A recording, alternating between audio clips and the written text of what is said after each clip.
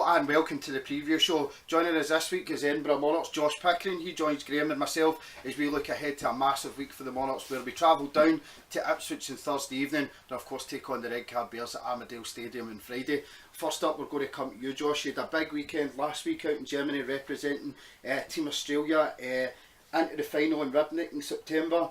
7 points for yourself. Must be happy. Yeah, definitely. It's a great way to kick off the my debut to ride for Australia. Something I've always wanted to do in this sport, and I was actually honoured to put it on the suit and go ahead with what we've done. And the boys we were riding with, you got Fricky, Kurtzy and Jack Holder. There's not real better three riders, you know what I mean, like at this age at the moment. And I was real happy with how things went. Absolutely. And you mentioned that they're having your guys in the pits that have maybe got a wee bit more experience at the national stage.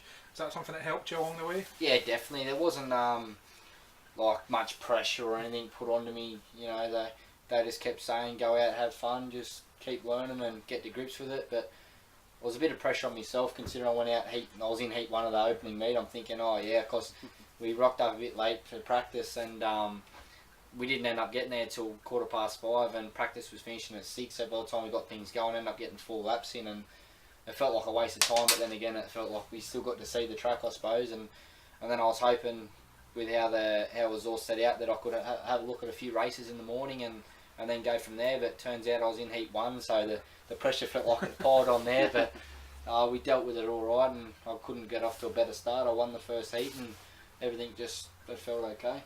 Obviously that's the first time you've ridden in Europe. That must be a great experience for yourself. Is it something that you enjoy, something you want to do a wee bit more? Oh yeah, without a doubt. I'm here to ride a motorbike, and as more I can do it, the better. So no, I really enjoyed it. It was just hard. Like we raced Sheffield on the Thursday. Yeah, Sheffield. Yeah, we raced Sheffield on the Thursday, and then straight through, and just felt like everything was happening too quick. And I wish I actually. It's no different for the other boys rocking up tired or whatever, but I wish I could have prepared myself a little bit better and been a bit more focused. But no, it was okay, and I'm looking forward for Ribnick. It'll be good. And is that something you'll take into the final, maybe that little bit more preparation? Obviously, you were going to Ribnick. I don't think it'll be unfair to say the Poles will be favourite on their home track. Yeah. But you know, a bit more prep, and with the guys round about you, you know, getting about them from the start again. Yeah, well, mate, we have until September, so we've got a few months now to concentrate on myself to get up to speed, and the other boys, Max scored 15, Brady scored 15, Jack would have scored 12, but he crashed last lap, and I ended up on 7. So if I can chip in and do a bit more, then there's really nothing wrong with what the other boys are doing, you know. So yeah, like you said, just keep working at it, and I don't think I'll be racing somewhere in England on the Thursday to make sure I do practice properly and give ourselves the best chance. You mentioned about Sheffield there, just to touch on it slightly. You started off with 2 laps, finished the meeting with 2 seconds. Is that an indication of how quickly you're learning tracks, that you can go somewhere like Sheffield and run 2 laps and then run 2 seconds? Yeah, it was just, everything is different, mate. It was a little bit struggled of getting off the line at the start of the meeting with the gate selection I was had, but that's the way it is, you know. There's nothing you can go with it, but the track, you know, it was nice and it rode real nice, and I ended up enjoying my time there. But the first 2 races I was scratching my head. It was a bit annoying, but at the end of the day I'd rather end the meeting that way than do it vice versa, because if you leave a place thinking, oh, what went wrong, you know what I mean. But if you know you moved forward and you took steps forward and you ended on a good note, then that's all I can ask for. Are you finding a difference of being at number 4, perhaps riding later on in the meeting now as well? Yeah, well, to be honest, not really. It benefits me, I believe, just for the fact that the way I ride and my riding style, and say if I don't get the gate, heat 1's real greasy, and then you've got a pole line and that's it. You can't really move. Well, I haven't been to a track all year where you can pass around the outside or anything, heat 1, so I'm out heat 3, and by then it's been a bit of time, and there's been a lot of different lines on the track by then, so there usually is something to work with. But it's just the way it is, mate. There's speedway in it. So. Of course. As I said, we're going to be looking ahead to Ipswich on Thursday night. A massive meeting for the guys. Powerhouse top 5 down there, Graham, as we spoke about in the Friday focus. The guys, they've had some really good results recently as well. It's going to be a really tough match. As we're going to hear from Kyle Newman in a bit. Kyle's one of the guys that can be an absolute trump card at second string. Josh is going to be directly against him in Thursday. I think so. I mean, we all know his experience at Plymouth as being at number 1 or being at number 5. So he's got that Heatwood experience. So when you take that step back and move into a second string role, you know, it can only help you. Looking at the rest of their top 5, we all know what Rory Schlein can do, what Danny King can do. I've been reading a few things on the net. They're not too happy maybe with how Justin's going, but we all know he's only ever 1 meeting away from turning that back around. So it'll be a big test. I think I said in the Friday Focus, no one's went there and scored a point. I was very quickly corrected. Glasgow, of course, came away with a point. But if we can be the second team to come away with something, you know, we've done well. Of course. What have you heard about Ipswich so far, Josh? Have you seen anything, heard it's anything? clay and it's real grippy. That's all I know, mate. I haven't seen any videos. I haven't heard anything else about it. I know that they've changed the track, but it don't worry me because I've never ridden there anyway. But I'll just take it as it comes, mate, and just look forward to riding another new track on Thursday. It's a massive weekend for the guys, as we say, because going from Ipswich to having a meeting here on the Friday, I mean, this is probably the furthest away fixture that we've got. I mean, you're talking best part of 8 hours travelling to get back for the meeting on the Friday. Is that a test in itself for the guys, Graham, to come back and get the focus, have that long drive and get back into the meeting for Friday? I think so. This is where everyone's got to hope they've got good mechanics that quite enjoy driving the van up the road and with a wee kip in the back. But, you know, in any walk of life, to go from, you know, finishing up there, I guess by the time you get all the kit back in, showered, ready on the road, you'll be what, 10:30, 11 o'clock, so getting home at 5 or 6 in the morning, and then to be expected to get all the gear ready and that to go again the next night. It's going to be a tough ask, but I guess that's the life of a speedway rider.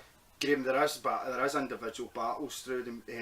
Looking down the lineups on Thursday night, we mentioned Kyle against Josh. We get Danny King and Sam at number 1.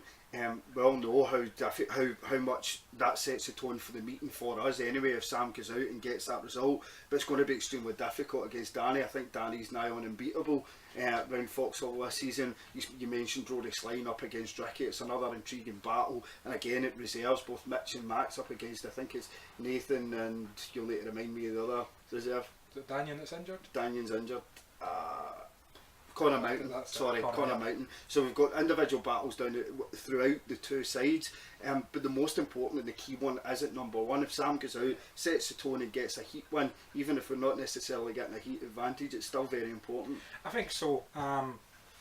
We seem to have had an issue with heat number 1 so far this season, obviously, particularly away from home. I think that's the last 3, maybe 4 matches we've been on the receiving end of 5-1, and then you're battling straight away. Yeah. You know, you take that 4 points, the home team get their tails up. Boost. Yeah. If we start off with a 5-1, the confidence just goes bang. Yeah, exactly. You know what we spoke about riders before. We spoke to Max about, you know, moving to reserve and having that slightly easier first race, and how it boosts them for the full night. You know, we spoke to Josh before about moving from 2 to 4 and how that gives them that boost if you get something out of the first race, not being in heat 1, and that goes for the team as a whole. You know, the whole atmosphere, everything's geared up. You know, you've been in the pits for a couple of hours warming up the bikes, getting ready. So you come back and on the tail end of a 1-5 and heat 1, then the heads can go down, or you know, you're fighting a losing battle maybe from the start. Of course. We're going to Kyle Newman joined us earlier on this evening and talked over the match on Thursday evening. Pleased to say joining us in the preview show now is Ipswich Kyle Newman. Kyle, would it be fair to say this is Ipswich's biggest test of the season so far on Thursday? Oh yeah, definitely. It's Edinburgh, a very strong side, and we know they're strong from on the 7 as well, similar to Ipswich. So hopefully we can get a good result. You know, we've had some good scores at home, Ipswich, and I think hopefully we'll be able to continue that. We're feeling strong in ourselves, so we just got to keep that form up. So Kyle, Ipswich were tipped as one of the favourites for the league this year. Is that something you agree with? Yeah, definitely. That's been our aim since the start of the season. So we've just got to, you know, try and fulfil the ambitions. We've got to pick up our form a little bit away from home. So keep that home form and up the away form, and we'll be there at the end. And obviously it's the playoffs at the end, so it's a whole new ball game. But hopefully, with the experience we've got within the team, we can do that job too when it comes to it. Kyle, obviously both teams are very strong, 1-7, but do you agree that possibly this match could be won or lost at reserve? Yeah, definitely. There's going to be a lot of one-on-one battles, and like I said earlier, it's 1-7. Both teams are strong throughout, so the competition is going to be really good, and it'd be a good pointer for the rest of the year as to sort of how the teams can go, and hopefully we'll come out on top. So Kyle, it was a bit of an injury ravaged start to the season which affected your form a little bit. Do you feel that you're over that and back to your best? No, nowhere near yet. It's I think what have I done, 8 meetings since I come back, and that's sort of in over in a month. So that's not enough meetings really. I know a few of them have been rained off, which has been unfortunate, but that's been a big part of it. So it's good this week. I've got 3 matches on the trot, and I think that's what I need to do. Really just kickstart my year, and I need to start getting race wins. I think once I get one good meeting under my belt, I'll be on a roll. So that's the goal, and that'll be the goal for Wednesday, Thursday, and Friday. Kyle, you spent a couple of seasons down at Plymouth when they were in the Premier League, but you made the winter switch to Ipswich. Do you feel as if you've got to grips with the Ipswich track? Yeah, I'm kind of getting there. Had a couple of problems in my first 2 rides last week, some mechanical problems, and changed bikes, and it made it a heck of a lot easier.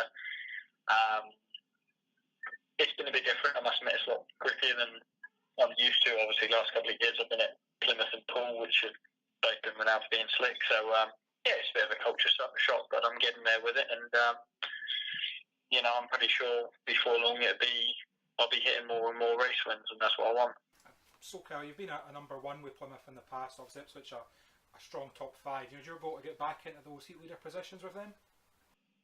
Yeah, exactly. That was one of my aims this year. I know it hasn't happened so far, but I'm confident in myself that I can get it towards the end of the year. I've just got to keep pushing hard and try and stay fit for the rest of the year and get a lot of matches under me belt. And I think at the end of it, if I've done all that, then I'll have improved my average greatly and got up to that sort of to where I want to be. Big thanks to Kyle for joining us there. Of course, the Parsons People Monarchs take on the Redcar Bears on Friday evening. Another tough fixture, Graham. The last time the Bears came, it doesn't seem that long ago really. They came in under strength side, but this time they're going to have Jason Garrett back, Charles Wright back. It's a different side to what we faced in the past. And of course, Jonas B. Anderson was very impressive in his last down at Armadale. This is going to be a really tough fixture because they're guys that go really well. I think so. This could be a potential banana skin. You're right, you mentioned Garrett knows his way around, Wright's an ex-Monarch, Anderson's shown pedigree, Garcia had a tremendous meeting the last time, he moves to reserve, joined there by guest Matt Williamson, probably outside of Mark, maybe the top reserve in the league this season when he had that spell on Mark, so there'll be nothing easy about this. I suppose maybe the one balance the last time Redcar had Richie Worrell guessed at number 1 and memory serves it was 13 or 14, so they might not have that scoring power. But again, tally that up, when Ben Barker was here the last time, he didn't have his machinery sorted out. He sorted his machine out recently and he's flying, so I think this could be a very similar match to last week against Sheffield, that no heat's going to be easy, and we just need to make sure we go out there and do the job. Is Redcar one of these sides again? It just seems to be a solid team throughout, and it's kind of the way the league's set up. These teams seem to come every week where they've just got a solid team and they're very difficult to break down. And as Alec Harkis said in the Friday Focus, we seem to be winning meetings despite ourselves at the minute. But is it now time for the team to kind of step up and kind of fulfil the potential? I think so. It's a no offence. I'm taken. I'm going to disagree with you. It is a very competitive league. We've went from 13 teams last year to 10 this year, and that means that the amount of riders available has, there's still the same amount of riders for less positions. So some of the guys that maybe last year, you knew kind of what you were going to get out of them. They maybe were solid riders but weren't going to improve too much. Now every team seems to have a team full of riders that are on the up. Everyone's a dark horse, aren't they? Exactly. You might think you have it over someone and then they'll go out and they'll smoke you.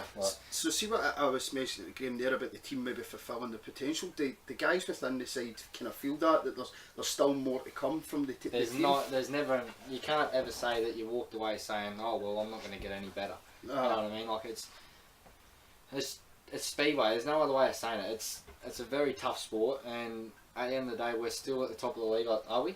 Yeah, we are. Yeah, there you go, well, mate. And every time we go away, we're still having problems. You know what I mean? Like we're always still looking for answers and looking to try and get better. We're never just happy when we walk away. Win or lose, we still feel the same, and we still believe that we can get better. And at the moment, like I'm probably weighing the team down a little bit. You know what I mean? I haven't been going how I did when I come into the season. So we had a few dramas with having a bit of a spill at Newcastle, but it's the way it is, mate. Like if all the boys can get firing on the same night, I believe we'll be untouchable, to be honest with you.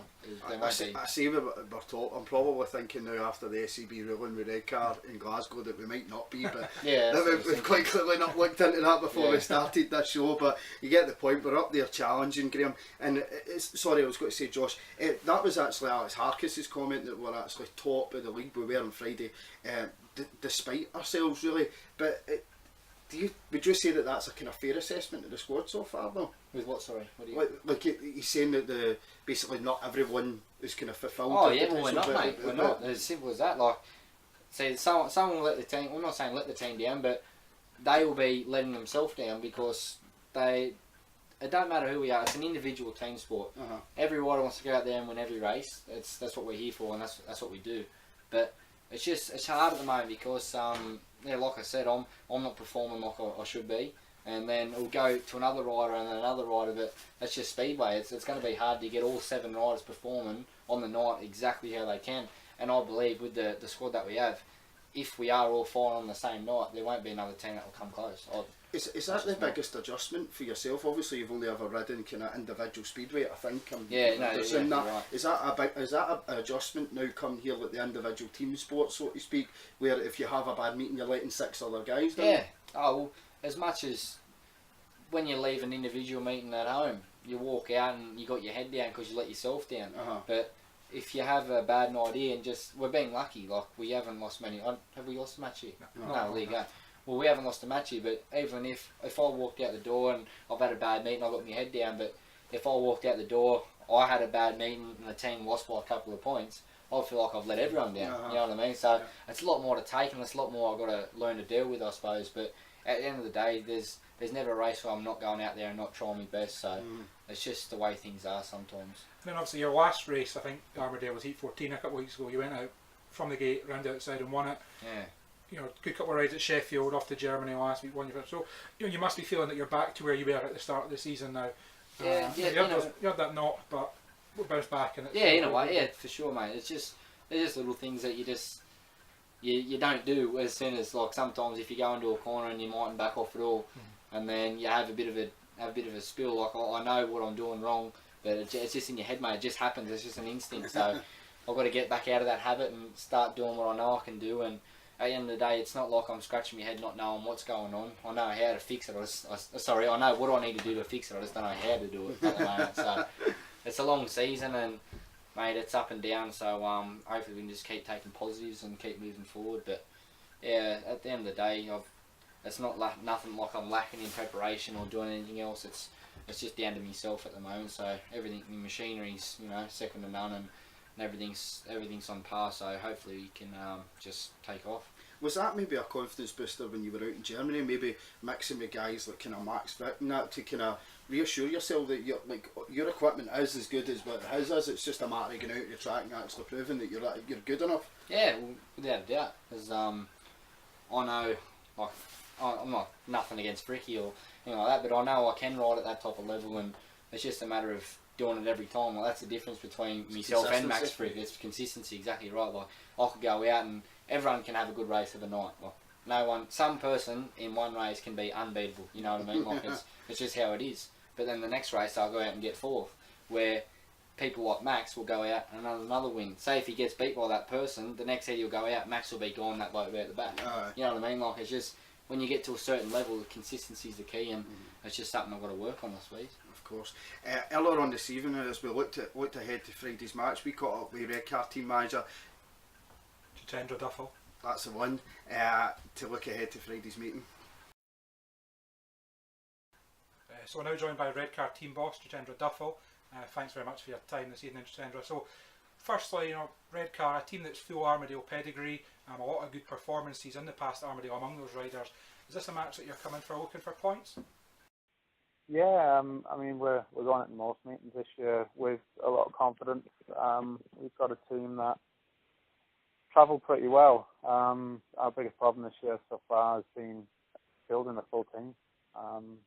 We've actually got Danny Ayres missing for this one, but fortunately Matt Williamson I think is a more than capable guest, and Yeah. I don't really think it weakens our side, which I can't say for several of our matches so far this year. Obviously, the Bears left with a 12-point defeat the last time they were at Armadale, but you've got guest Matt Williamson in for Friday's meeting. Is that a potential trump card for you? Yeah, I mean, when I look through the Edinburgh side, I mean, Max Clegg is obviously in quite a rich vein of form at the moment, so he's certainly one rider that we need to try and keep quiet if we want to get anything from the meeting. But having said that, as you quite rightly mentioned, Courtney went well earlier there this year. I know a step down to reserve will boost his confidence quite significantly. So, but I think both teams look pretty strong. It really is going to come down to who performs best on the day. It's never really an easy place to go and get a result, but yeah, I think we feel quietly confident that we're capable. But, it's not good doing that. We've got to actually saying it. We actually got to come and do it. And then again, from the last time, you had Charles Wright and Jason Garrett were missing. They're back in the team. How much does it help in the pits that it's a nucleus of your own team rather than guess and ride a replacement? Yeah, it is, because we've got a really good team spirit at Redcar this year. The lads have gelled really well, and I haven't really known an atmosphere in the pits like at Redcar ever like we've had this year. But it is just really feeling the full team, so it's never really the same when you're patching your team with guests. And the difficulty we've had so far this year is the rider who's been missing the most has been Ellis Perks, and he's been riding to almost 4 points above his starting average, but we've only been able to get guests up to a 2.36, which is in the majority of the time we've had to use a National League guest. So that's hampered our progress quite seriously this year, but with the average changes, that shouldn't be so much of an issue now. But yeah, they bond really well off the track, and that will help us on it. Jittendra, you mentioned the team spirit there. Is that because there's a nucleus of a British base within your side? I was keen to put a side together. Obviously, we have to use 2 Brits anyway this year, but I was keen to put the side together with quite a strong British influence in there. As you can see, we've got 5 Brits in the team, but I don't necessarily think that's the only reason they've bonded. We've seen in the past teams bond, with riders coming from anywhere. Really, I think it's more due to the personalities on the side. We've got a lot of very strong characters. You'll be aware that obviously Jason and Ben are quite bubbly characters, and they're certainly not afraid to put themselves about. And yeah, I think everybody's warmed to them, and it has created quite a close bond within the team. But whether that's due to them being Brits, I'm not too sure. I just think we've got quite a few strong personalities in the side. And what would your assessment be of the Redcar season so far, Jittendra? Obviously some good results away from home, maybe some inconsistent form at home. Is the goal for the rest of the season to fix that home form and kick on towards the playoffs? That's the aim. I would, if we had to use one word to describe our season so far, I would say frustrating. Because we've obviously been missing key riders at certain times. I certainly feel that the 2 meetings we've lost at home, the Workington meeting, had we had Ellis, I would have been surprised had we have lost that meeting. Obviously quite a controversial one recently against Glasgow after them having the meeting awarded to them after 9 weeks.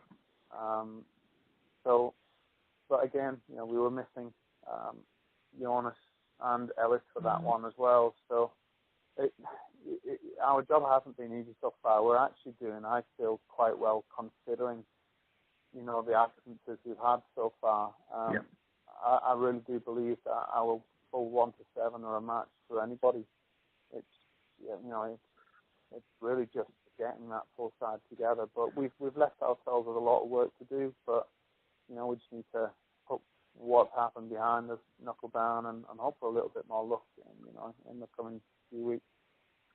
And then finally, Jittendra, obviously Redcar were taken over in the winter there, so there's a new promotional team in place. I think from reading the attendances are up. What is the feeling off the track? Are you happy enough working with the new promotion? Yeah, I'm living my time at Redcar this year. My role has changed quite significantly in the way that I've taken the role on full time now. Previously, I've only been responsible for home meetings and not really had any influence in actually the building the side. So my role is certainly a lot more involved than it has been, and I'm really enjoying that. It's a very, very different feel about Redcar. You know, I think that Brian Havelock deserves a lot of praise for what he's done for the club over the years. But I think we needed a little bit of fresh blood, and I think everybody can feel like the atmosphere is different, and that's certainly been reflected in the crowd. You know, the attendance we've had so far, as you quite rightly mentioned, is up about 20%, and you know, there are smiling faces everywhere when you walk about.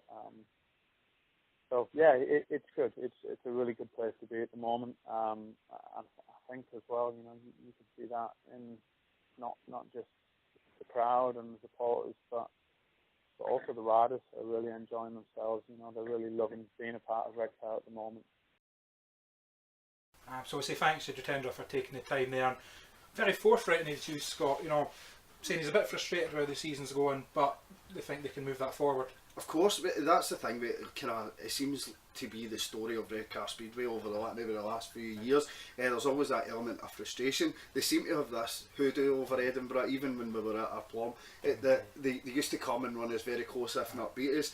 But Redcar's one of the teams that they've always seemed to have like a strong team, like a stuffy team that's kind of hard to beat. Always kind of produce a performance throughout the season where you go, I can't believe they've done that, kind of Scunthorpe-esque from time to time as well. So there's absolutely no doubt that the guys will need to be at the top of their game come Friday, because Charles Wright, Jason Garrity, Ben Barker are all top riders within this league. And like I mentioned, Ellis Perks just put 4 points on his average this season. Exactly, but he's got a lot to prove now that he's stepping up into second string as well. So it's an intriguing battle come Friday. I think it'll be closer. If the Sheffield meetings are anything to go by this season, we need to be on our toes, because I think if the guys were maybe honest and maybe kind of took the eye off the ball, because there was a lot of people talking about big scores in the meetings.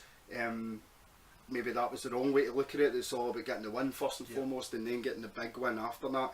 I think there's too many people kind of talking about the big win and then getting the win. So at the end of the day, it's about getting the points on the board first and foremost, and I'm pretty confident the Monarchs can go out and get that win. As of every other week, we're going to go to a regular feature now from Mike Hunter's Blast from the Past. 2 classic races from Redcar meetings gone by.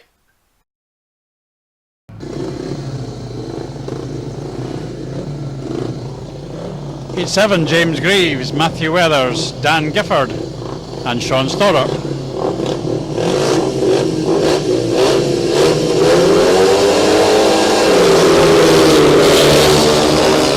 Greaves away well, although Weathers has cut to the inside of him, and Stoddart's come with a tremendous burst round the outside. He's lost it again, and meanwhile Matthew Weathers brilliantly goes through on the inside. Greaves trying to come back round him again. It looks like another Greaves classic here at Armadale. Weathers again hunting for that inside line. Gifford's shaking off Stoddart now. Now Weathers goes for the outside run. And has he got round this time? He has. What a corker. This is typical of what we get when James Greaves is here. And it's not all over yet. Matthew Weathers rides mid-track that time. Into the last lap. And I think he's shaking him off this time. Oh, what a super battle that was. Passing and repassing over the first 2+ laps. Great stuff. The Monarchs maintain their 4-point lead. Sean Stoddart a wee bit disappointing, I'd have to say there. Dan Gifford riding quite well, but great race between Greaves and Weathers, fully appreciated by both the competitors, I'm sure. Well, it's a crucial heat 13. Gary Havelock is on gate 1. Ronnie Corrie's on gate 2. Gate 3 is Matt Tresario, very much a danger man as well. He's only dropped a couple of points. And Matthew Weathers comes from gate 4. Just 2 points the advantage. Monarchs have gifted a few points to the Bears, although I suppose Chris Kerr's fall was probably a gift back again. Bears must feel quite good. They've got, I think, about 7 or 8 of the 12 race winners so far coming into the closing stages.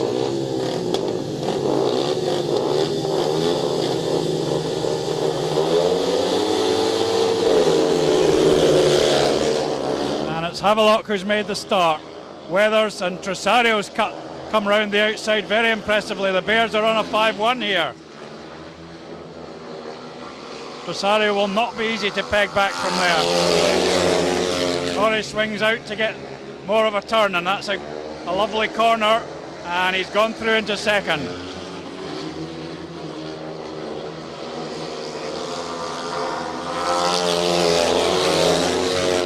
That was a perfect turn by Corey. Now Weathers is on Trosario's tail, and he could come through as well. He's close. Frenchman's leg trail style, getting him back into third again. Weathers has lost ground once more. What's going to happen here? Weathers out a bit, cuts down to the line. He's good at that, but he hasn't caught the Frenchman at all. Now Weathers goes on the big blast, and oh, he got it! What a point by Weathers. I'm sure he got it there on the line. What a tremendous last bend that was. Well, if he got that, it could be absolutely vital. It would keep Monarchs the lead. We'll have to wait the referee's judgment on it, but I'm pretty sure he snapped up that third place. Thanks to Mike for a blast from the past. Don't forget, you can buy your tickets for Friday's match from the website, so get over there now and get your discounted tickets for Friday's match against the Redcar Bears. But until Friday Focus on Saturday morning, it's a good night from me, Josh and Graham. Good night. Thank you.